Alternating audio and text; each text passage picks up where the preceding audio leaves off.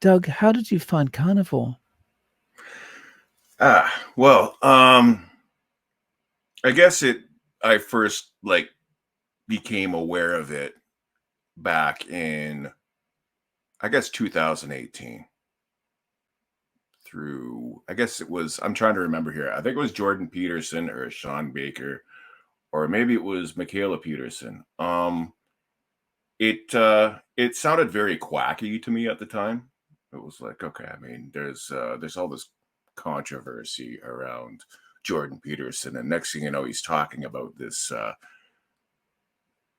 things that we were taught to fear, like just like meat is like horrible for you and gives you cancer and does all these terrible things to you, like give you scurvy and stuff like that.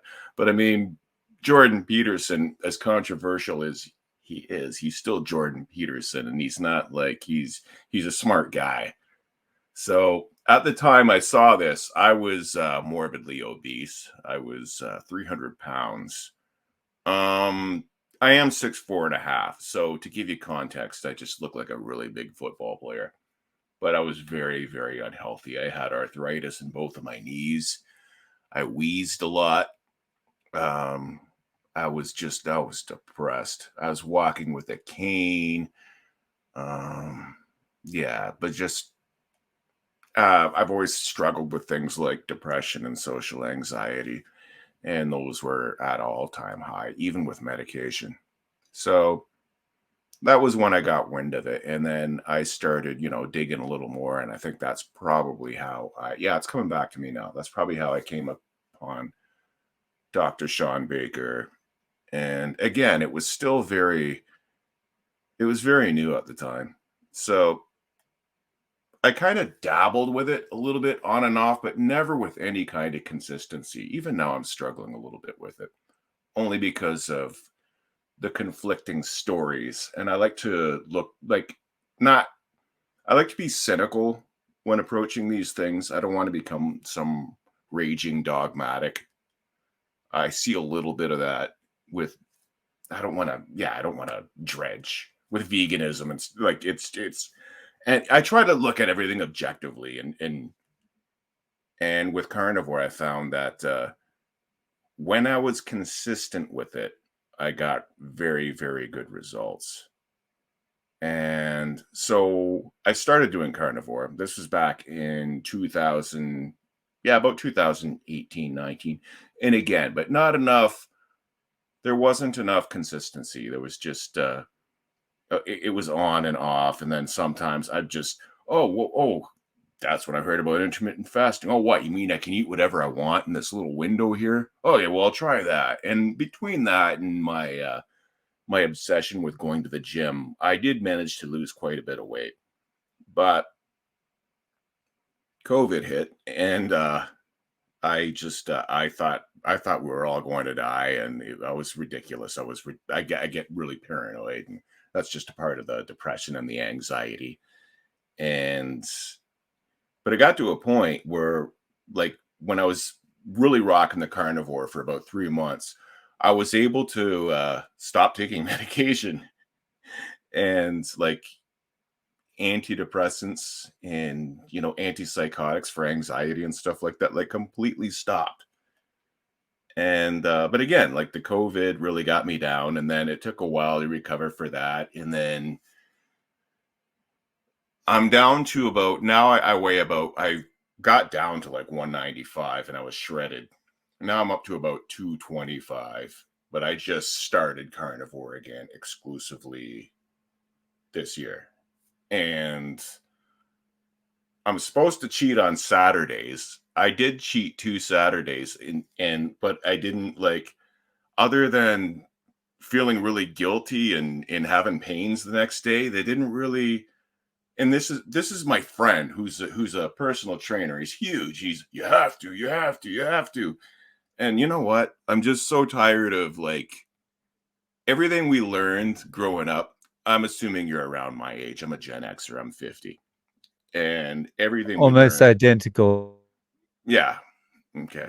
I'll be 51 in March. But yeah, just everything we learned is just it's just all wrong. And it's just, and now I'm trying to adapt to this healthy lifestyle. And it's just, people are like, I work at a university part time. And I'm not saying, universities are the problem, but I'm surrounded by vegans and by um ah, this is hard to I want to speak about this objectively and not make it sound like it's a left wing or a right wing or a I find I can't tell anybody. If I do, I'm just vilified and they put me up on a cross and I'm crazy and I'm a horrible human being and ah it's nuts.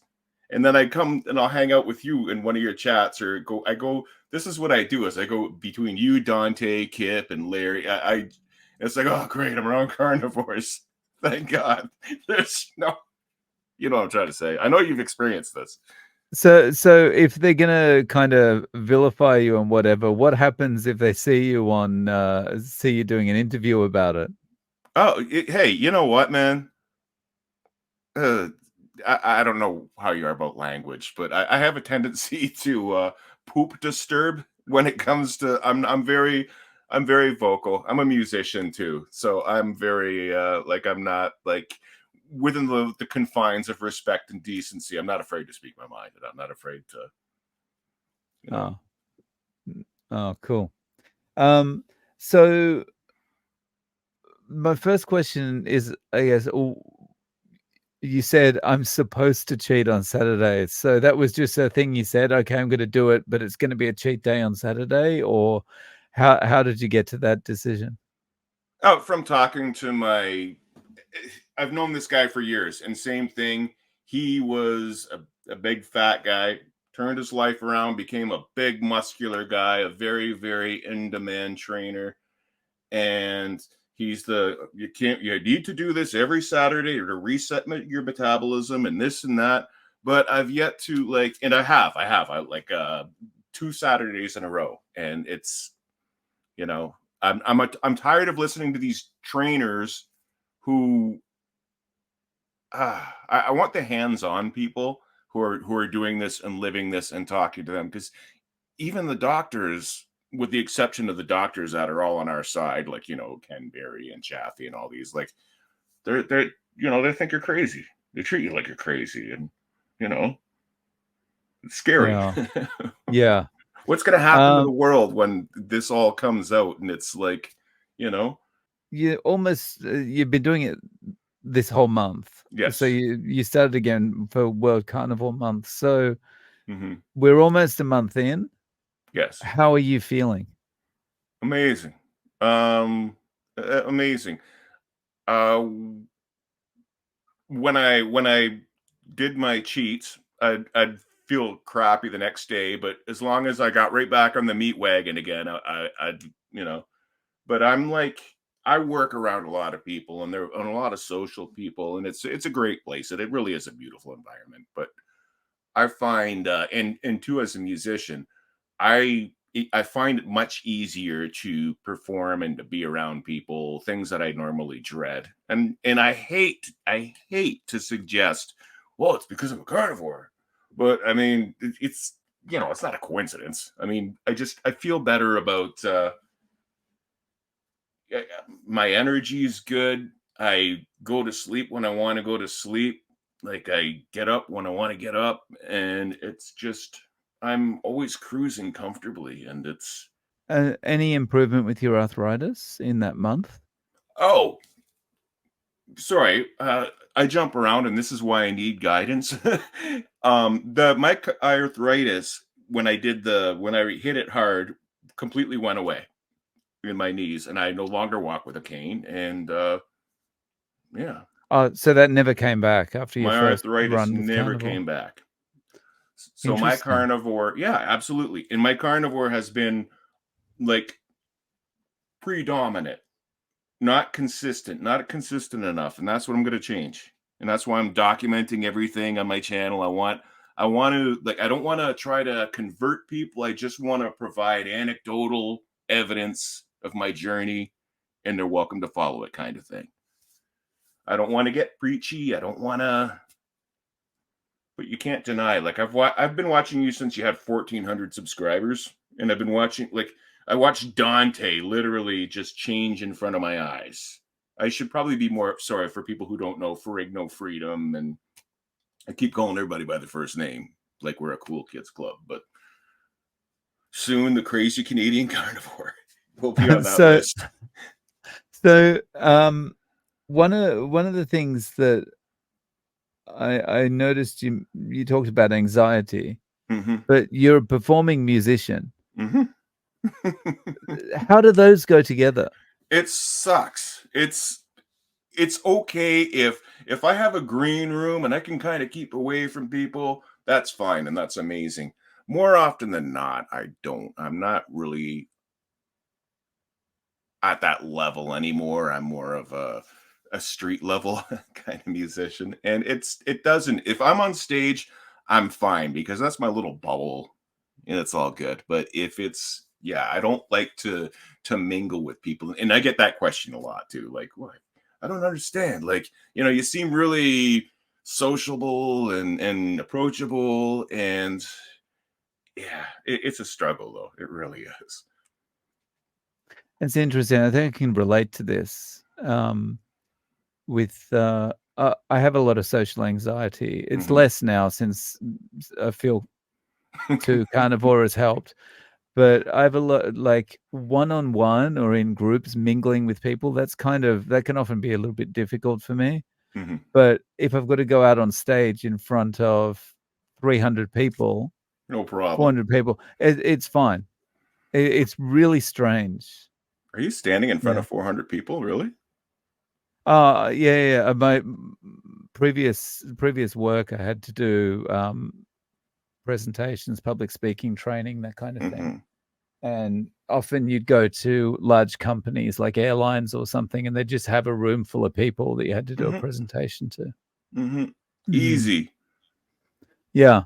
But Hmm. then if I have to get off stage and go and talk to them individually, that's the problem Hmm. happens. Hmm. And I even at work, if I'm doing something, I work in supposed to be working in shipping receiving, but by the time I get there, the day's pretty much I start at 2 and I'm done at 5. So the day is pretty much like all the big stuff happens in the morning. So my job is to essentially like sit around in an office and wait and sign for things. But that gets a little tedious. So I'll kind of go around down in the basement to see who needs help where and what. And sometimes I get involved in the prep and just. And then when a person decides they want to have like a when I'm working and they decide they want to have a comfy chit chat with me, I just it's excruciating. But that's gotten better. So even doing this, man, like this, like when you first approached it, if you weren't you, I wouldn't have done this. So because you're a rock star to me, you and Dante and the other like you guys are rock stars, and Uh, you know cheers. it's wild. Um, so you talked about you got down to 195 and you were shredded. Then you Hmm. kind of went up to 225. Yeah. What's the status of that now over the last 30 days? Has that come down at all? Oh well, when I started again on, I was about 240 at the beginning of the month. Oh, I'm okay. down to about 225 now. Oh, I Again, see. yeah. Again, this is what like I have a really hard time like not jumping to. It's hard to follow me sometimes. It's all right. I mean, this happens, you know. The thing is, there's so many things that change, and there's so much information you try and remember when you're talking about carnivore, and the effect it's had on you. That often makes you kind of go all over the place. Oh, I just remembered this. This changed as well, Hmm. and I'm exactly the same. And a lot of people I talk to end up being like that, and they're like, "Oh, I forgot to tell you this one thing." Hmm. Um, so at the well, actually, let's talk about eating. How are you eating at the moment? How's the last month been? Almost every day, like clockwork, when I get up, I have bacon. My roommate is she's always like she likes to get up with the sun, and her very vocal Siamese cat. And She usually like, she makes bacon and I'll go in there and there's bacon and I'll usually tackle that. And then around right before I take off to work, I leave here at about 1 and I'll have like usually whatever meat was left over the night before. And when I get back, it's either what was left over. I'll just like bless the air fryer. I'll stick like you could stick anything in the air fryer and it's gonna be good. I can't cook. My roommate cooks. She likes to cook a lot, and she's a lazy carnivore, for lack of a better term. She could probably not eat, period. But since I'm like, doing this carnivore thing, it's just she's very doting. So she's always got meat going out there. But yeah, and then on Saturday, that's when I usually rehearse with my band. So I'll like get some crap, and I do mean crap. Like I don't know what you call them, and you're in Tokyo. Osaka. Yeah. So many questions, but anyway, yeah, I'll have like some donuts or something like that on a Saturday, and yeah, it's just I'd like to stop doing that. I want to hear what other people, yourself. I want to hear. I mean, I know you get to this point where you just like you hit this I don't know what to call it, but where you change, you're like it's this mojo you go into with carnivore, and it's like you don't even think about it. You don't even, as far as like eating shit goes. I mean, so So I was talking to someone earlier today about the being in situations where you have to you're presented with food that's like this. Like, it could be donuts, it could be a bowl of pasta or something, and you basically have no choice, but you've got to mhm, eat that. And I think there is a point you get to. Certainly, I've found I'm at this point now where if that's put down to me, I actually uh, just looking at it will give me that reminder that this is how, like, my brain will be saying to me, "This is how you're going to feel once you eat that," and that reminder comes back of how bloated you feel after eating a big bowl mhm, of carbs. mhm. But, it took me a while to get to that point, and I don't know if I was starving hungry, I don't know if I would I don't know if I'd be able to resist the So you're donuts or the done though. oh, Like for the yeah. most part, you're done. You don't even. Like, it almost it's not as extreme as this, but it almost makes me feel unwell looking at it and the Hmm. prospect of having to eat something like that, so, yeah. I Hmm. think probably everyone reaches that point eventually, but it's probably different for most people. And it also depends on how much of an addict to carbs you were beforehand. Yeah. I But think because oh, sorry, go ahead. no, I was just gonna say, I have questions for you. Like you finally kicked coffee. Oh man, like I have a tail and fangs until I drink coffee in the morning, and plus you eat once a day. Like I just tell me, educate me. I this is why I'm here. So, I mean, the coffee wasn't easy. The Hmm. coffee was not easy at all. Um, and I've wanted to get rid of that habit for as long as I can remember, and just because I knew my sleep would be better, because I have stopped for a period of time before, but it was just so hard. And when you think I could get rid of alcohol, I could get rid of sugar, but the one thing that remained was the coffee. Hmm. So yeah, it's not easy. No, because And I I don't think drink it's or anything. yeah, I think the coffee just I don't know, it's anything that associates with, I guess, with relaxation, with comfort, with that kind of thing. I Hmm. think that's tough to give up. Yeah. Yeah. But yeah, it took a long time. So I wouldn't be if you're still trying to get rid of the coffee, I wouldn't be disheartened. Just, try. If it doesn't work, just go, oh, well, I'll try again in a few months. A few months. Yeah. Yeah. Okay.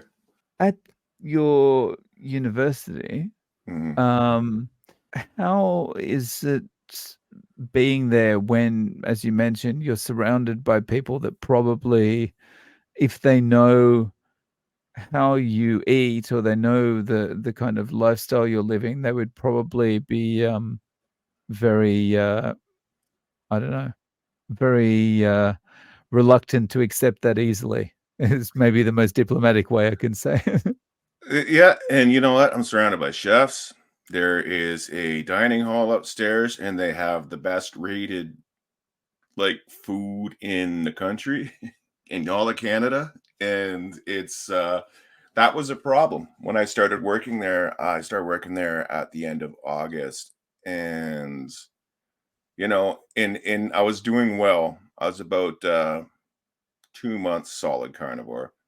And then this is a problem. And then I started watching this other fella who's talking about, oh, how he started incorporating fruit. And so fruit and meat, that's the way, that's the new carnivore. That's the, one size fits all, like friggin'.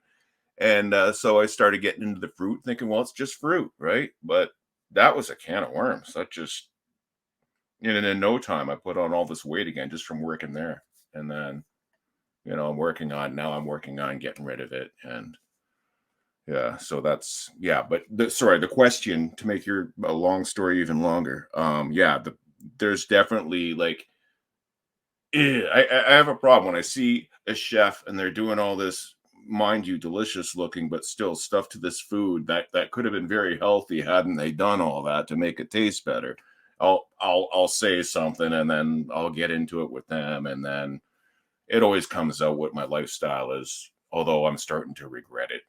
I mean, no, I'm not. I don't know. I'm gonna die on this hill, so I don't care. But yeah, it's tough at a university. It's a very yeah. So, how is the climate around meat eating generally in Canada now? More expensive than it has been? Is it kind of Oh easy enough to get what you need, that kind of thing? well, if you're not buying a bunch of junk, which you generally don't on carnivore, I mean, it doesn't really. I don't smoke, I don't drink, I don't, so it's hard to gauge if I'm spending a lot of money on meat because it's all I really eat, except for those Saturdays, which this is what zero accountability looks like, by the way, when I'm cheating because you have to. Yeah, well, no, you don't, and it's gonna stop, and it's yeah. But no, it's not. I don't feel like I'm, and it's funny because I'm poor. Like I've been on disability for 20 years, and I work part time, and sometimes I make money doing music. So, but I mean, I feel like everything in Canada is expensive, and everybody's groaning about prices. But like, I don't know. I feel lucky. I feel lucky to, there's places you can go like Costco. I don't know if you ever heard of Costco. There's all kinds of places where you can, you just got to look around. And my roommate, she gets these weird jollies off of buying stuff on sale. So she'll go on meat sale hunts like she's Indiana Jones. And yeah. She sounds like a great roommate for a carnivore. Oh, she's amazing. Yeah, she's a character. Where do you see this going? I mean, we're almost at the end of the month. Are you gonna continue with this? Oh, And, I have where does to. it go? That's why I started the channel, to keep me accountable. I'm literally gonna just like, I'm gonna document everything. I report in once a week. I'm not trying to be a star. I just want like, if I can like help people, and that's the funny thing with, I find with a lot of carnivores or even addicts in general who give something up. It's like they want to save everybody. They want to show everybody a better way.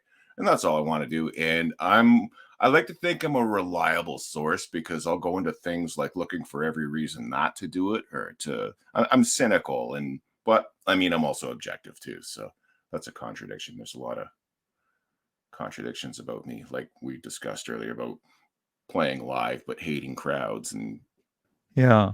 So, can you talk a bit more about your channel? Where can people find you? And, Oh, Maybe talk a little bit more about the kind of videos you've loaded? oh, okay. Yeah, that's a good question because I'm not really doing things like the way I see other people doing them. I have a channel, Crazy Canadian Carnivore. Say that 3 times really fast. Maybe I'll come up with a better name, but Appreciate the alliteration. yeah. Um CCC. Yeah, Crazy Canadian Carnivore. And the way I do it, I report in once a week. I'm really, really, really. It's borderline embarrassing because I'll like take my shirt off and show problem areas, or I'll get on the scale, or just you know, it's cut in a way. It's not like so formulaic. It's almost like you're watching. Like a commercial for something and it just keeps switching scenes and but it's all relevant, it's all pertinent. And yeah, I started the channel the first of January, and I was at like 5 subscribers, and then I was watching a stream for Dante, and Dante is like, okay, well, let's he I said something about I'm 5 subscribers and counting. And like he was like, okay, let's all go and subscribe to give his channel some love. And so about next thing you know, I got to about like 25 subscribers. Now I'm at about 45. And yeah, but you know what? You like just I remember like last year you're at like a was it last year? Has it been 2 years? I don't know. But you just yeah, you seem to go from like 1,400 to 30,000 something. And that's amazing. That's we need this. Carnivores need this to yeah. Yeah, it kind of grows in spurts. They go like up and then there's a bit of a flat line and then Hmm. it's kind of like steps rather than it yeah. Um, nice. So, I'll leave a link to, your channel in the description. I And appreciate that. Doug, I really appreciate you coming on and sharing your story, and, all the best going forward. Well, thank you. I hope we can keep in touch. And again, you're like a rock star to me, and I always wanted to be a rock star, and now I just want to be a carnivore.